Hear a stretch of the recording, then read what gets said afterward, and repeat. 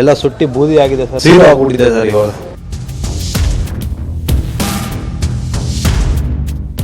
Sir ಕಲ್ಲಲ್ಲಿ ಹೊಡಿತಾ ಇದ್ರು ಸರ್, ಆಮೇಲೆ ಬಾಟಲ್ಸ್ ಸರ್. ನಮ್ಮ ಬದುಕಕ್ಕೆ ಒಂದೇ ಇದ್ದಿದ್ದು ರೀಸನ್ ಇದು ಸರ್, ಇದು ಬಿಟ್ಟರೆ ಇನ್ನೇನು ಇಲ್ಲ ಸರ್.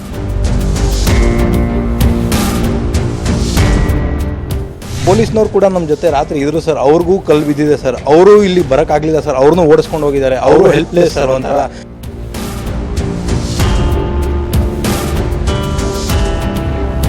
ನಿನ್ನೆ ನಾಗಮಂಗಲದಲ್ಲಿ ನಡೆದಂತಹ ಗಲಭೆಯಲ್ಲಿ ಹಲವರ ಬದುಕು ಬೀದಿಗೆ ಬಂದಿದೆ.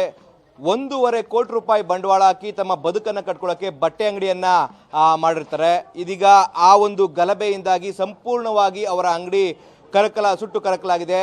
ಜೊತೆಗೆ ಅವರ ಬದುಕು ಕೂಡ ಬೀದಿಗೆ ಬಿದ್ದಂತಾಗಿರುವಂಥದ್ದು. ಈ ಬಗ್ಗೆ ಮಾತನಾಡೋಕ್ಕೆ ಅಂಗಡಿ ಮಾಲೀಕರಾದಂತಹ ಭೀಮರಾಜ್ ಜೊತೆಗೆ ನಿನ್ನೆಯ ಪ್ರತ್ಯಕ್ಷದರ್ಶಿಯು ಕೂಡ, ಅಂದರೆ ಇವರ ಅಂಗಡಿಗೆ ಕಿಡಿಗೇಡಿಗಳು ಬಂದಾಗ ಇವರು ಕೂಡ ಇರ್ತಾರೆ. ಸರ್, ನಿನ್ನೆ ನಿಮ್ಮ ರಾತ್ರಿ ಏನಾಯಿತು ನಿಮ್ಮ ಅಂಗಡಿ ಬಳಿ ಅಂತೇಳಿ?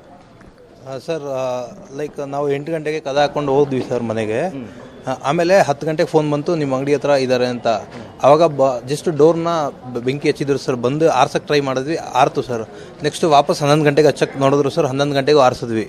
ಆಮೇಲೆ last 11:15 sir full door open ಮಾಡಿ ಒಳಗಡೆ ಪೆಟ್ರೋಲ್ ಬಾಂಬ್ಸ್ ಎಲ್ಲ ಹಾಕಿದ್ದಾರೆ ಸರ್. ಎಲ್ಲ ಸುಟ್ಟಿ ಬೂದಿ ಆಗಿದೆ ಸರ್. ನಮ್ಮ ಲೈಕ್ ನಾವು ಏನು ದುಡ್ದಿದ್ವಿ, ಏನು ಲೈಫಲ್ಲಿ ಇತ್ತು, ಫುಲ್ಲು ಝೀರೋ ಆಗಿಬಿಟ್ಟಿದೆ ಸರ್ ಇವಾಗ.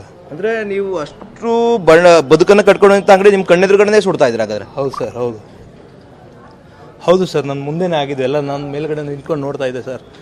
ಪೊಲೀಸ್ನವ್ರು ಕೂಡ ಇಲ್ಲಿ ಎಂಟ್ರ್ ಆಗ್ತಾ ಇರಲಿಲ್ಲ, ಯಾಕಂದರೆ ಅವ್ರ ಮೇಲೂ ಕಲ್ಲು ಬೀಳ್ತಾ ಇತ್ತು, ಎಲ್ಲ ಓಡೋಗ್ತಾ ಇದ್ರು ಸರ್ ಅವರು. ಅಂದರೆ ಪೊಲೀಸವರು ಸಹ ಏನೇನು ಮಾಡಿ ಯಾರೂ ಬರೋಕೆ ಆಗ್ತಾ ಇರಲಿಲ್ಲ ಸರ್. ಈ ಗಲ್ಲಿಗೆ ಬಂದಕ್ಕೆ ಲೈಕ್ ಫುಲ್ ಇಲ್ಲಿ ಕತ್ಲೆ ಇತ್ತು ಸರ್, ಬಂದರೆ ಫುಲ್ಲು ಅವ್ರ ಮೇಲೆ ಬಾಟಲ್ಸು, ಕಲ್ಲು ಎಲ್ಲ ಹೊಡಿತಾ ಇದ್ರು ಸರ್. ಹೌದು ಸರ್.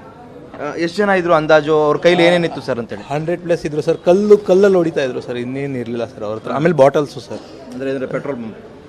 ಪೆಟ್ರೋಲ್ ಬಂಪ್ ಅಂಗಡಿ ಒಳಗಡೆ ಹೊಡೆದ್ರು ಸರ್. ಹೌದು ಸರ್. ಎಷ್ಟು ಯಾವಾಗ ಅಂಗಡಿ ಓಪನ್ ಮಾಡಿದ್ರಿ? ಈ ಅಂಗಡಿಯಿಂದ ಏನೇನು ಎಲ್ಲ ನಿಮಗೆ ಬದುಕನ್ನು ಕಟ್ಕೊಳ್ಳೋಕೆ ಆಗ್ತಾ ಇತ್ತು ಅಂತೇಳಿ? ಸರ್, ನಮ್ಮ ಬದುಕಕ್ಕೆ ಒಂದೇ ಇದ್ದಿದ್ದು ರೀಸನ್ ಇದು ಸರ್, ಇದು ಬಿಟ್ಟರೆ ಇನ್ನೇನು ಇಲ್ಲ ಸರ್. ಎಲ್ಲ ಈಗ ಏನು ಇಲ್ಲದೆ ಆಗಿದೆ ಸರ್, ಝೀರೋ ಇವಾಗ ನಮ್ಮ ಲೈಫು. ಪ್ಲಸ್ ನಮ್ಮ ಅಂಗಡಿಯಲ್ಲಿ 7 ಜನ ಕೆಲಸ ಮಾಡ್ತಾಯಿದ್ರು ಸರ್, ಅವ್ರದ್ದು ಅಷ್ಟೇ. ಟೋಟಲ್ 10 ಮೆಂಬರ್ ಸರ್ ಅನ್ಎಂಪ್ಲಾಯ್ಡ್ ಆಗಿದ್ದಾರೆ ಸರ್, ಅವ್ರು ಕೆಲಸ ಕಳ್ಕೊಂಡಿದ್ದಾರೆ ಸರ್ ಇವಾಗ. ಸರ್, ನಿಮ್ಮ ಮೂಲ ಎಲ್ಲಿಯವರು? ನಾಗಮಂಗಲಕ್ಕೆ ಬಂದು ಎಷ್ಟು ವರ್ಷಗಳಾಯಿತು? ಬದುಕು ಹೇಗೆ ನಡೀತಾ ಇತ್ತು ನಿಮ್ಮದು? ಈಗ ಹೇಗಿದೆ ಅಂತೇಳಿ? ಸರ್, ನಾನು ಇಲ್ಲೇ ಹುಟ್ಟಿ ಬೆಳೆದಿರೋದು ಸರ್, ನಾಗಮಂಗಲದಲ್ಲೇ. ನಮ್ಮ ಫಾದರ್ ಬಂದಿರೋದು ಸರ್ ಊರಿಂದ, ನಾನು ಇಲ್ಲೇ ಹುಟ್ಟಿ ಬೆಳೆದಿರೋದು ಸರ್. ಹೌದು ಸರ್, ನಾಗಮಂಗಲದಲ್ಲೇ ಹುಟ್ಟಿರೋದು ಸರ್ ನಾನು. ಹೌದು ಸರ್. ಅಂದರೆ ಬಿಸ್ನೆಸ್ ಎಷ್ಟು ವರ್ಷದಿಂದ ಮಾಡ್ತಾ ಇದ್ರಿ? ಅಂಗಡಿನ ಯಾವಾಗ ಓಪನ್ ಮಾಡಿದ್ರಿ ಸರ್ ಅಂತೇಳಿ? ಸರ್, ನಾವು ಇದು ನ್ಯೂ ಶೋರೂಮ್ ಓಪನ್ ಮಾಡಿ 3 ಇಯರ್ಸ್ ಆಯಿತು ಸರ್. ಇವಾಗ ಜಸ್ಟು ಫಸ್ಟ್ ಬೇರೆ ಕಡೆ ಇತ್ತು, ಈಗ ಶಿಫ್ಟಿಂಗ್ ಮಾಡ್ಕೊಂಡಿದ್ದೀವಿ ಸರ್ ಇಲ್ಲಿಗೆ. ಹೌದು ಸರ್. ಪೊಲೀಸವ್ರು ಏನು ಹೇಳಿದ್ರು ಅಲ್ಟಿಮೇಟ್? ಸರ್, ಪೊಲೀಸ್ನವ್ರು ಕೂಡ ನಮ್ಮ ಜೊತೆ ರಾತ್ರಿ ಇದ್ರು ಸರ್, ಅವ್ರಿಗೂ ಕಲ್ಲು ಬಿದ್ದಿದೆ ಸರ್, ಅವರು ಇಲ್ಲಿ ಬರೋಕ್ಕಾಗಲಿಲ್ಲ ಸರ್, ಅವ್ರನ್ನೂ ಓಡಿಸ್ಕೊಂಡು ಹೋಗಿದ್ದಾರೆ, ಅವರು ಹೆಲ್ಪ್ಲೆಸ್ ಸರ್ ಒಂಥರ. ನಾವು ನಿಂತ್ಕೊಂಡು ಏನು ನೋಡ್ತಾ ಇದ್ವಿ, ಅಳ್ತಾ ಇದ್ವಿ, ಅವರು ಪಾಪ ನಿಂತ್ಕೊಂಡು ನೋಡ್ತಾ ಇದ್ರು ಸರ್. ಅವ್ರಿಗೂ ತುಂಬ ಏಟ್ ಬಿದ್ದಿದೆ ಸರ್ ಈ ಗಲ್ಲಿ ಒಳಗಡೆ ಬಂದಾಗ ರಾತ್ರಿ. ಇದಿಷ್ಟು ಭೀಮರಾಜ್ ಅವರ ಮಾತಾಗಿರುವಂಥದ್ದು. ಅಂದರೆ ತಮ್ಮ ಬದುಕನ್ನು ಕಟ್ಕೊಳ್ಳೋಕ್ಕೋಸ್ಕರ ನಾವು ಅಂಗಡಿಯನ್ನು ಮಾಡಿದ್ದು. ನನ್ನ ಕಣ್ಣೆದುರೇ ಕೂಡ ದುಷ್ಕರ್ಮಿಗಳು ನನ್ನ ಅಂಗಡಿಗೆ ಪೆಟ್ರೋಲ್ ಬಾಂಬ್ ಹಾಕಿ ಸಂಪೂರ್ಣವಾಗಿ ಸುಟ್ಟಾಕಿದ್ರು.